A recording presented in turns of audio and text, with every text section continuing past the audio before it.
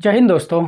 आज हम लोग पृष्ठीय क्षेत्रफल और आयतन स्टार्ट करेंगे। ये क्लास 10th का एक चैप्टर है, ठीक है ना। उस चैप्टर का नाम है आपका पृष्ठीय क्षेत्रफल और आयतन। देखिए, इसमें हम लोगों को बेसिकली 3 आकृतियों के बारे में पढ़ना होता है, और वो जो तीनों आकृतियाँ होती हैं वो होती हैं 3D, ठीक है। अब वो तीनों कौन से हैं?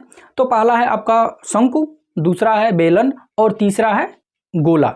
अब इन तीनों के बारे में हम लोगों को पहले सेपरेट पढ़ लेना है। जब तीनों हम लोग सेपरेट पढ़ लेंगे तब इनको मिला करके बहुत सारे क्वेश्चंस बनते हैं, ठीक है ना। तो सबसे पहले क्या किया जाए, इन तीनों का जो भी कंसेप्ट है पहले उनको समझ लिया जाए कि जो हमारे शंकु होते हैं उनकी जो भी फार्मूले हैं, सूत्र हैं, वो क्या क्या हैं, बेलन के क्या क्या हैं, और उसके बाद हम लोग देखेंगे गोला का क्या क्या है, ठीक है। जब इन तीनों का पढ़ लिया जाएगा तब हम लोग देखेंगे कि जो हमारे इनके मिलने से बनते हैं आकृतियाँ, उनका कैसे हम लोग जो चीज़ें पूछ रहा है उसको कैसे निकालेंगे।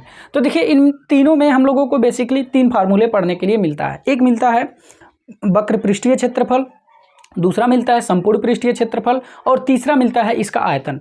इन्हीं तीनों से मिला करके हम लोगों को इसमें क्वेश्चन पूछता है। तो पहले हम लोग तीनों के बारे में पढ़ लेते हैं, देख लेते हैं पहले इनके पूरे के पूरे फार्मूले को। देखिए, पहला जो हम लोग पढ़ने वाले हैं वो पढ़ने वाले हैं शंकु के, ठीक है, यानी कि कोण। अब देखिए, शंकु दिखता कैसा है, तो आप लोग देखे होंगे जो बर्थडे वाला टोपी होता है ना, उसी बर्थडे वाले टोपी को हम लोग शंकु बोलते हैं, उसी के जैसा होता है शंकु, ठीक है, ऐसा करके।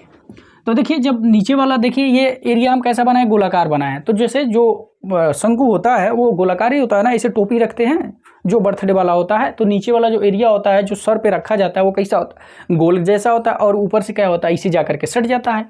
तो वही हमारा कहलाता है शंकु। अब इसमें यही हमारा क्या है, शंकु है, ठीक है।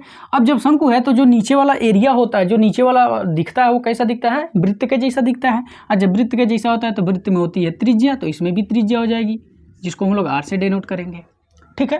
अब दूसरी चीज़, अब जो हमारा शंकु है, अब वो शंकु क्या होगा, कुछ ना कुछ ऊंचा होगा, तो इसकी का मतलब उसकी ऊंचाई भी होगी। तो यही वाली जो है इसी को हम लोग बोलते हैं उसकी ऊंचाई। इसको O नाम दे देते हैं, इसको A नाम दे देते हैं, इसको B नाम दे देते हैं, इसको C नाम दे देते हैं। तो यही जो हमारा है, यही क्या हो जाएगा, शंकु की ऊंचाई, जिसको हम लोग H से डिनोट करते हैं, ठीक है। ये हो दूसरी बात। तीसरी बात देखिए, अगर हम इस आधे भाग को बंद कर दें, तो जब आधे भाग को बंद करेंगे तो ये वाला बचेगा, और जब ये वाला बचेगा तो देखिए इसमें क्या है, समकोण त्रिभुज की दिख रहा है, ठीक है ना। तो जब समकोण त्रिभुज दिख रहा है तो समकोण त्रिभुज में 2-3 चीज़ें होती हैं। एक होता है त्रिज्या, आधार, एक होता है ऊंचाई, और एक होता है ये कर्ण, जिसको हम लोग यहाँ पे क्या बोलेंगे, तिर्यक ऊंचाई बोलेंगे। तो इस तरह से देखिए, तो अगर हम इसको चाहे इसको बंद कर लें तो हमको एक त्रिभुज दिखेगा, और जब एक त्रिभुज दिखेगा तो देखिए इसमें ये वाला हो गया आपका आधार, ये वाला हो गया ऊंचाई, और ये वाला क्या होगा, कर्ण होगा ना। लेकिन ये शंकु में है तो शंकु की वजह से इसको कर्ण न बोल करके हम इसको क्या बोलते हैं, तिर्यक ऊंचाई बोलते हैं, ठीक है ना, जिसको हम L से डिनोट करते हैं। आई बात समझ में। तो यानी कि देखिए, शंकु में यही 3 टर्म यूज होंगे, एक होगा त्रिज्या, एक होगा ऊंचाई, और एक होगा तिर्यक ऊंचाई, ठीक है। यहाँ पे सबको लिख लीजिए। R को हम लोग बोलते हैं शंकु की त्रिज्या, शंकु की त्रिज्या, ठीक है। H को बोलते हैं शंकु की ऊंचाई, ठीक है। और इसके बाद है L को हम लोग बोलते हैं शंकु की तिर्यक ऊंचाई, तिर्यक ऊंचाई, ठीक है। अब देखिए, जब ये 3 चीज ही इस शंकु में आ रहा है, तो जब भी हम शंकु का फार्मूला लिखेंगे तो इन्हीं तीनों में से हम यूज करेंगे टर्म, यानी कि इन्हीं तीनों टर्म का यूज करके हम पूरा का पूरा फार्मूला लिखने वाले हैं, ठीक है। और इसी में देख लीजिए L बराबर आ जाता है H² + R², और ये होता है अंडर रूट में, क्योंकि जब ये समकोण त्रिभुज बना रहा है तो इसका स्क्वायर बराबर इसका स्क्वायर प्लस इसका स्क्वायर, और जब यहाँ से स्क्वायर हटाएंगे तो करीब हो जाएगा। तो यहाँ से एक फार्मूला ये भी आ गया। अब देखिए, शंकु तो हम लोग समझ गए। अब जब शंकु समझ गए तो इनकी 3 फार्मूले होते हैं। हमने अभी आपको बताया ही कि शंकु में 3 फार्मूले होंगे, एक होगा वक्र पृष्ठीय क्षेत्रफल, एक होगा संपूर्ण पृष्ठीय क्षेत्रफल, और तीसरा होगा इसका आयतन। अब देखिए, पृष्ठीय क्षेत्रफल का मतलब क्या हुआ, वक्र पृष्ठीय क्षेत्रफल। देखिए, अब यहाँ पे हम लिख देते हैं शंकु का वक्र पृष्ठीय क्षेत्रफल, ठीक है ना। तो इसको हम लोग कर्व्ड सरफेस एरिया बोलते हैं, यहीं पे लिखा जाएगा, ठीक है ना। कर्व्ड सरफेस एरिया यानी कि CSA से डिनोट करते हैं शंकु के पृष्ठीय क्षेत्रफल को। अब देखिए, ये होता क्या है, जैसे जब आप शंकु बनाएंगे, देखिए रुकिए, हमें आपको बना के दिखा दे रहे हैं। जैसे ये देखिए ऐसे ही शंकु रहता है, और जब ये शंकु है तो देखिए ये जो शब्द यूज हो रहा है ना वक्र, वक्र का मतलब होता है जो घुमावदार होता है। देखिए दो चीज़ें होती हैं, एक होता है ऐसे सीधी लाइन और एक होता है ऐसे घुमावदार लाइन। तो जो सीधी लाइन से बना होता है उसको हम लोग बोलते हैं रेखा, और जो ऐसे घुमावदार से बना होता है इसको हम लोग बोलते हैं वक्र।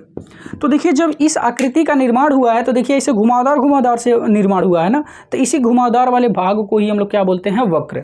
ठीक है, तो इसलिए अब हमको वक्र पृष्ठीय क्षेत्रफल निकालना है। तो जब वक्र पृष्ठीय क्षेत्रफल निकालना है इसका मतलब इसी घुमावदार का हमको क्षेत्रफल निकालना है, और जब इस घुमावदार का हमको क्षेत्रफल निकालना है तो इसका क्षेत्रफल क्या होता है, तो देखिए ये होता है पाई आर एल।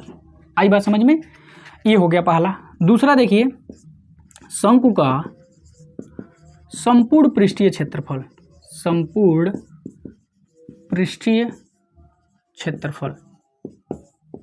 अब देखिए संपूर्ण को हम लोग बोलते हैं टोटल, फिर सरफेस एरिया यानी कि TSA। अब शंकु का जो टोटल सरफेस एरिया होता है वो क्या होगा, देखिए हम यहाँ पे लिख दे रहे हैं, इसको मिटा दे रहे हैं और यहाँ पे हम लिख दे रहे हैं TSA। TSA क्या हो जाएगा, टोटल सरफेस एरिया यानी कि संपूर्ण पृष्ठीय क्षेत्रफल। अब देखिए संपूर्ण पृष्ठीय क्षेत्रफल का मतलब क्या हुआ कि अगर इसको ढकना होगा तो इस कितने चीज़ की यानी फिर कितने मटेरियल की ज़रूरत होगी। तो देखिए इसको ढकने के लिए क्या होगा, ये वाला हमको पूरा का पूरा ढकना पड़ेगा, ये वाला पूरा ढकना पड़ेगा, इसका मतलब इसमें इसकी वक्र पृष्ठीय क्षेत्रफल आ गया। और उसके बाद क्या होगा, ये ऊपर वाला भी तो ढकना होगा ना, और जब ये ऊपर वाला ढकना होगा तो ऊपर वाला देखिए कैसा दिख रहा है, वृत्त के जैसा दिख रहा है, यानी कि इसमें वृत्त का भी क्षेत्रफल आ जाएगा। तो इसका मतलब हम कह सकते हैं कि जो शंकु का संपूर्ण पृष्ठीय क्षेत्रफल होता है इसमें दो चीज़ें आती हैं, एक तो आता है वक्र पृष्ठीय क्षेत्रफल, वक्र पृष्ठीय क्षेत्रफल, और फिर आता है प्लस वृत्त का क्षेत्रफल, वृत्त का क्षेत्रफल। आई बात समझ में।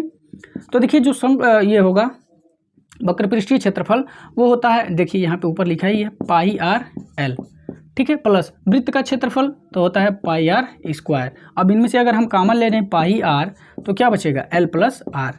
तो इसलिए जो हम बोलते हैं शंकु का संपूर्ण पृष्ठीय क्षेत्रफल वो होता है पाई आर ब्रैकेट में एल प्लस आर। ठीक है, तो इस तरह से ये आपका आ गया दूसरा फार्मूला। अब तीसरा फार्मूला देख लीजिए, तीसरा फार्मूला है शंकु का आयतन।